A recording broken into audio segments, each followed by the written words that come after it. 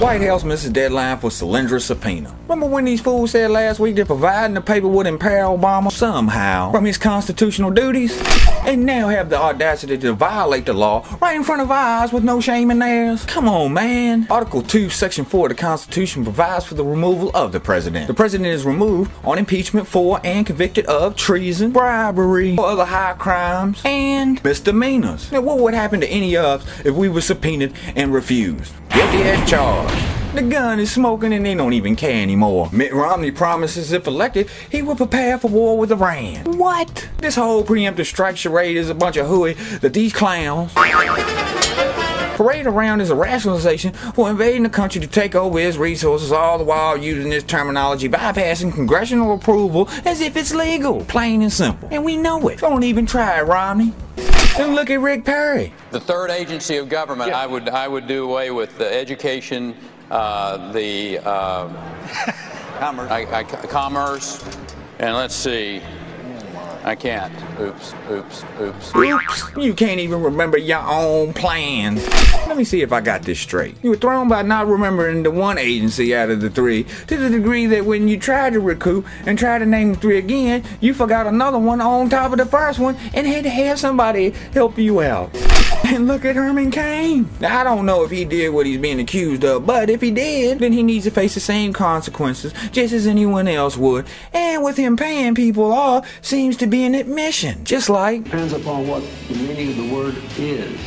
And all that doublespeak is an indicator of guilt. If you're not guilty of anything, why would you pay someone off? Or have to dance around a simple yes or no question? You wouldn't. So we have a warmonger who's ready to go to war without congressional approval under the whole war on terror / preemptive strike doctrine. Another who can't remember his own plans and deteriorates under pressure to the degree that he can't even doublespeak, which is a prerequisite to any presidency. And another who paid to settle a sex scandal with employees acting like paying them off isn't at all conspicuous. Oh, and I forgot, coming in the cut is old Newt Gingrich.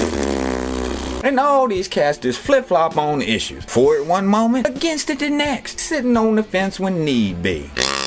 Now you might not like him, agree with his stance on things, or might even think he's a crazy old kook, but you have to give Ron Paul one thing. It's undeniable from what I've seen, and correct me if I'm wrong. He's always stuck to his gun on issues. He's not a flip-flop or a double-speak artist like the rest of these turds. And something else is the mainstream media attempt to shut him out. Seems like a telltale to me. Well, what do I know? And then we have Obama. This scripted renaissance who comes in promising all this change, all the while using all the powers transferred to him from Bush that he opposed before to continue slicing and dicing of everything that his puppet masters tell him to. And these people are straight up puppets. That's just the way it is. But to understand the puppet, one must understand the makeup of the string puppet itself. You have the control bar, the strings, the puppet itself, and the puppet master. The control bar mainly consists of these turds or turds alike, which can be identified by their hands out for some bailout money so that they can give themselves bonuses and outrageous salary until they tank their business by draining all the money and then moving along to another host like the virus that they are. Or either keeping their business front together enough to give themselves some more bonuses, collect those salaries, and rip more people off out of their money using weapons like Wall Street. The control bar is the closest thing to the puppet master. Now below the control bars are strings. These are the corporate lobbyists. These turds wiggle and jiggle the puppet itself as directed by the controller bar that is controlled by the puppet master. They do this by whining and dining them. They can't legally take a politician out for dinner, but what they can do is have a fundraising event and then they can buy them dinner and they can also cut them a big check at the end of the night. And that's how it works. And who are the puppet masters? That's very obvious. They're the ones who control the control bar, which in turn controls the entire string puppet. You see their world every day that they have sculpted the way they wanted to for their own greedy purposes. They don't care about you at all.